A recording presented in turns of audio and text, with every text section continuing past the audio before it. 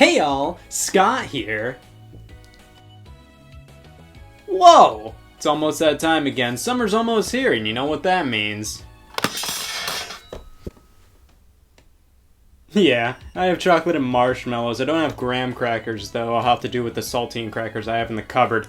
But it's amazing when you think about s'mores. It's 3 different things combined into one big thing. Game Compilations, such a comforting region of titles on a console. You're probably bound not to give 2 flicks about 70% of the games included, but my god, you get multiple games for one low price. Even as somebody who loves collecting the original releases of games, there's something about compilation discs that are just so compelling, owning a multitude of classics on one single disc on more modern hardware. So why not casually take a look at just a few I own? I think they're just interesting to look at, to see how the games included are presented. And by the way, let me just jam in your skull, this isn't a comprehensive list of all game compilations or anything.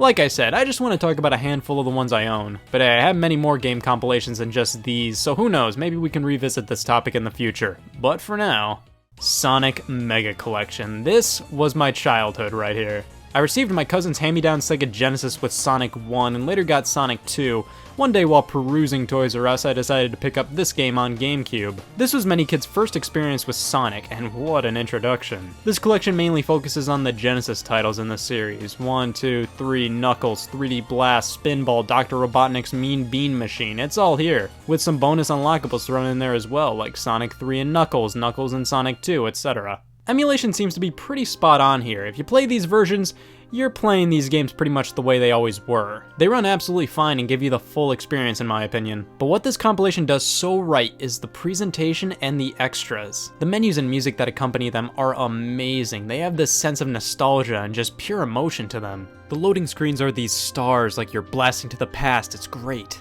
Extras wise, we get all the game's original manuals, a bunch of Sonic comics, concept art, promotional art, and a few videos. Sonic CD's intro and outro are included, even though Sonic CD isn't playable on this collection. It was originally going to be, but was scrapped. This History of Sonic video was a fun retrospective on the character's journey from point A to B to Jesus Christ to this point in time, which was Mega Collection's release in 2002. This was such a well-made and just good collection, and still is in my opinion. The game was only available on the GameCube until a few years later when an expanded version was released on PlayStation 2 and Xbox, with a Windows port coming later. Sonic Mega Collection Plus, it's just Mega Collection on the other consoles, but they changed up a few things. The menus are completely different, they have more of an archival feel to them, like they're flashing elements of Sonic's past and development in the background. The same games are all here, but with a few bonus ones, namely Sonic titles on the Game Gear, also Comic Zone and the Ooze are unlockables for no discernible reason. The extras are here as well, but all the original videos were scrapped in favor of sneak peeks at Sonic Heroes. We see stuff like the opening movie in production, where some scenes have barely even been completed. That's cool, but for a collection like this, I prefer the videos from the GameCube version. They have this sense of history, these just feel like bonuses. You can't really go wrong with either version of Mega Collection, but I'll always have a soft spot for the GameCube one. I grew up with this little guy. Super Mario All-Stars was a compilation of 4 16-bit remakes of all the 8-bit Mario games, Mario 1, 2, 3, and the Lost Levels, the first time the original version of Mario 2 was playable outside of Japan. These are excellent versions of the games, but the changes in All-Stars can be a bit jarring. Mario 1's physics are very different from the original, so it takes some getting used to, at least for me personally. But hey, you can save in all the games now, and they all look and sound great. Now this was released on the Super Nintendo. A version of Super Mario All-Stars was released on the Wii, so let's take a look at that one. Yeah, this is lame. For Super Mario Bros. 25th anniversary, Nintendo released Super Mario All-Stars on a Wii disc. Literally, nothing was changed. They didn't even bother to change the Super Nintendo controller graphic in the game to a Wii remote. Plus, Super Mario All-Stars was re-released later in the Super Nintendo's life with Super Mario World included. Why didn't they use this version? That would have been nice. What the Super Nintendo version doesn't have, though, is the commemorative packaging the Wii version comes with. For $30, you got Super Mario All-Stars on a Wii disc, an art book, and a soundtrack CD. The goodies are included in a separate DVD case, and they're both nice inclusions, but don't go all the way. The art book scratches the surface of what I want to see. It shows off all this cool concept art and these history tidbits, but they don't show enough of it. This is just the size of a standard video game manual. It's just not enough to satisfy me. The soundtrack is even worse. It only includes one track from each main Mario game, and then the last half of the CD is just 1-second sound effects. It has elements of cool in it, but Mario All-Stars on Wii is just a disappointment. Even worse is that this was a high-ticket item a few years ago, going for around $70 or so. Recently, Nintendo re-released it under the Nintendo Selects line, and I found this tattered up copy for $12. The outer box is in pretty lame shape, but the contents inside look pretty sharp. But leave it to Nintendo to oust themselves. 2 years after the pitiful showing for Mario's 25th anniversary, Nintendo celebrated Kirby's 20th with Kirby's Dream Collection on the Wii, the last Nintendo published game on the system. This is how you do a collection. We have 6 Kirby games: Kirby's Dream Land, Adventure, Dreamland 2, Superstar, Dreamland 3, and 64. Each game has been programmed to work with just the Wii Remote on its side, which is nice. But this collection does what all good collections do, which is just shower us in extras. We get new challenge stages, which are continuations of what we saw in Kirby's Return to Dreamland, which is really cool. And we have a history section. Displayed is a really nice timeline, not only showing the history of Kirby, but showcasing other random world events. It's now official that Barack Obama is a part of the Kirby canon. We can also select Kirby games and ogle the box arts in 3D, see videos of all Kirby games, even the ones not playable in this collection. There's also a few episodes of the Kirby Right Back At Ya TV show. Outside the game, we get a history booklet and a soundtrack CD, and this right here is how you not only celebrate an anniversary, but also make a great collection. Now, if you're in the market to play some stellar Atari games, what's wrong with you? I mean, Atari games still have their charm, and in my opinion, the main way to play them these days is by using compilations like what we're about to look at. Yeah, many purists will say the only way to truly appreciate Atari is to hook up an Atari 2600 to an old TV and play a game with the static, the noise, the bad picture. It's a part of the experience. Playing them in crystal clear definition kinda devalues the experience. It showcases just how totally bogus the games can be. Like, what is this? But come on, it's getting increasingly harder to nab a working 2600 and a working old school TV. Most people have to experience this age of gaming through collections like the Atari Anthology. I really quite like this collection. It does have a few control issues. For one, the menus can only be traversed with the D-pad, and games that use the paddle controls for precise movement are a bit jumpy using the Xbox controller. But other than that, this is an excellent Atari crash course. You get a little bit of everything. You get the classics and you get the Atari flavored menopause, but that's a part of the Atari experience. You have to include some lame things in there. But the fact that we have Breakout, Centipede, Pong, Adventure, I mean, the mainstay Atari-made games are all here and accounted for. We also have a wide array of bonuses, specifically some really interesting scans and photos of behind the scenes and historic material like promotional products, arcade flyers, all that stuff. Included as well are these interviews with Atari founder Nolan Bushnell. It's definitely a must-have if you're interested in Atari, but this is only one half of the story. Activision was a major player on the Atari 2600. They were the first third-party publisher, being formed by ex-Atari employees who wanted more credit for the games they made. A key example would be Pitfall. It's often labeled as David Crane's Pitfall. Activision made some of the most iconic and popular games on the 2600, so it's only fitting that they themselves came out with a collection of their classics, the Activision Anthology. The presentation is a lot cooler here, bringing us back to the horrors of the early 80s. Included are some all-time greats like Pitfall and Kaboom, but in my opinion, the list of games here isn't as compelling as Atari's offerings. The menu system also isn't as intuitive. It's really style over substance. Part of me likes the aesthetic of a room from the 80s, and the other part of me wishes it was just a simple menu like the Atari one. We have 80s tunes blasted in the background while we can look through the tape deck of games and examine stuff like the boxes, cartridge, and manual, but this is the extent of the extras. We don't get the sheer abundance of bonus material the Atari Anthology got. Overall, both collections are pretty good. I personally prefer the Atari Anthology though. The most prevalent game compilation series out there. 40 years after Oxygen stopped circulating, there will still be a new Namco Museum coming out. Namco created some of my personal favorite arcade games, so it's always nice to have a good chunk of them in one package. Here's a pretty vanilla release Namco Museum on the Xbox. Now this is my collection of games. We pretty much have my mainstay Namco games here. The tried and true Pac-Man, Ms. Pac-Man, Galaga, Dig Dug, Pole Position 1 and 2, and who the hell likes Galaxian? Also included are arrangement versions of Pac-Man, Galaga, and Dig Dug, which are updated remixed versions of the games. I personally have a ton of nostalgia for Pac-Man arrangement. I played loads of this on the Pac-Man collection on Game Boy Advance. It's basically Pac-Man with new gimmicks and weirder controls. It's much faster and smoother, a bit jarring, but a really good version of Pac-Man. You can unlock Pac-Attack and Pac-Mania after obtaining high scores in the games.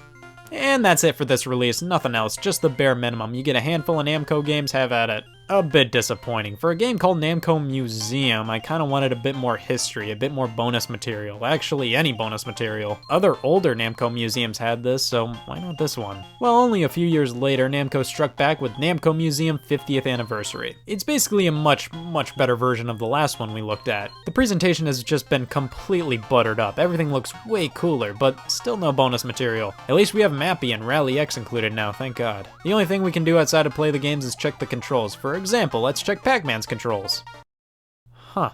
Moving on to the most recent release, Namco Museum on Nintendo Switch, and holy shit, Pac-Man's an actual circle. Yeah, this is probably the best these games have ever looked, and the closest we've gotten to them being perfect transitions from arcade to console. We have so many options here, just loads of customization. I think the game selection's a little weird. We have 3 mainstays, Pac-Man, Galaga, and Dig Dug, and the rest are a bit on the more obscure side of Namco's history. Still fine games, but we don't have Mappy or Rally X or specifically Miss Pac-Man. I think there's some legal mojo going on with that, since recently Namco's been playing it safe and hasn't re-released the game all too much. Basically, if you didn't know, Miss Pac-Man was originally developed as a ROM hack, fundamentally originally named Crazy Auto, made by 2 college kids. Instead of suing them, Midway, the original distributor of Pac-Man, made a deal with them and they released the game as Miss Pac-Man. I guess they just don't want to touch the game nowadays just to be safe, which is unfortunate. Now, if we want to completely avoid the Sonic part of Sega, we can go for some pure Sega compilations, like Sonic's Ultimate, damn it. Sonic's Ultimate Genesis Collection for Xbox 360 and PS3 is phenomenal. Almost 50 games, including some unlockable Master System and arcade games. This is a great way to experience a lot of what made the Genesis library so distinct. So much variety and so many solid games. I mean, we have freaky Rise Star, Vector Man, Comic Zone, oh, and more of this. Extras galore, and the games look pretty good.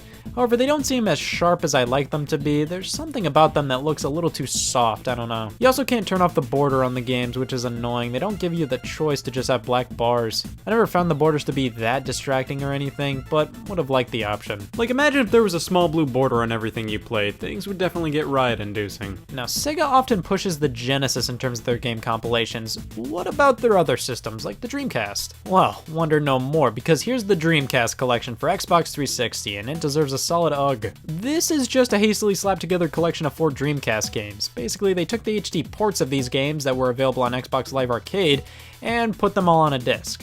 That's it. Just look at this menu, it just reeks of we didn't care. I mean, we have some really good games on this disc, but it lacks the love and attention that other Sega collections received, like the Sega Classics collection. A bit of an odd one to single out because I'm a bit mixed on this one, but you can't say they didn't put effort into this. This is a collection of classic Sega games, remade in 3D. They're by and large the same games they always were, just presented in a modern way, or modern for PS2 standards. You see, I'm mixed, because I personally think this makes games like Golden Axe way lamer. Golden Axe already hasn't aged the best. You put it in 3D and it just kind of highlights how poorly its mechanics have held up. You get a better experience playing the original, it just feels better that way. There are other games like Columns, which is fine in this collection. They updated its visuals, I think, but it's still Columns, and it holds up fine. VR, what is it? Oh, Jesus, Sega, just call it Virtua Racing, go lay down. The Sega Classics collection is a really interesting release, but personally I'd rather play the originals in most cases. SNK, the Nintendo Switch's #1 supporter. They're no doubt best known for their Neo Geo hardware, keyword being no. Not a ton of people got to experience the Neo Geo, so thankfully we have a few compilations. SNK Arcade Classics, Volume 1. Of 1. Yeah, the series never went past Volume 1. Unfortunate, because this is still a good collection of games with loads of variety. Everything from Metal Slug to King of the Monsters to Shock Troopers to the best game of the bunch, Neo Turf Masters. No joke, I love Neo Turf Masters. We have loads of fighting games here as well, easily the genre Neo Geo was known for the most. If you're more of a Metal Slug guy, the Metal Slug Anthology was released around the same time, which exclusively focuses on SNK's Metal Slug series. It's basically SNK's version of Contra, and dare I say, a better version of Contra. Lots of quality games here, and extras like this interview with the dev team. That's really anticlimactic. Now, apparently there are some emulation problems. Now, I wouldn't know because I've never touched or have even seen a Neo Geo system, arcade, home console, none of it. The games at least play and look fine, and that's all I can say on the matter. Mega Man, Mega Man, Mega Man. If you take one solid look at the prices of his games, I'll take 3, please. The Mega Man Anniversary Collection originally released on PlayStation 2, GameCube, and Xbox a bit later. It includes the first 8 Mega Man games and a few unlockable arcade games. First off, this ain't the most pure way to play these games. games. A good chunk of edits to the graphics and sound occurred, as well as a few hiccups here and there. Like, the title screens look a bit different. There's no difficulty select on Mega Man 2's title screen, you have to go to the collection's options for that. It's alright, playing them on this collection felt a bit off to me though, I can't really pinpoint why. It's still a pretty good value, but in my opinion, I'll take the Mega Man Legacy collections nowadays. Yes, the entire series was split into 2 parts, but I'll take it. All games are presented in HD, include music players, art, challenges, the works. Plus, there's a far less amount of differences between the original games and the versions shown in these collections. Legacy Collection 1 focuses on 1 through 6, the series' entire run on the NES. You can pick between the Japanese and North American versions and pop on some filters like this CRT one. Does anybody actually like using these filters? I've noticed a lot of retro collections include this as an option these days, but personally I'd rather just have the game the way it is in its original aspect ratio. There's also these borders, which I always turn off. I think they're a bit distracting, and I personally don't need the entire screen filled. Legacy Collection 2 includes 7 through 10, which makes it definitely the more interesting collection. Opinions on these games are a bit more divisive than 1 through 6. I always see people saying 7's bad / the best one in the series. 8's weird and sloppy / a hidden gem. Even though you may not like every game included, you do get a cooler variety here. It's 3 different styles of Mega Man. My main problem with these collections is that they don't go the extra mile and include extra games I think would really be at home here. Mega Man and Bass, the Sega Saturn version of Mega Man 8, the Game Boy games, the Game Gear game, Mega Man the Wily Wars, come on, those would have been great inclusions or even just unlockables. It's whatever, these are still really great values. So those are just a few compilations, definitely some of the cooler titles you can nab for your collection. I left the s'mores maker on. I deliberately left this one out to avoid this from happening.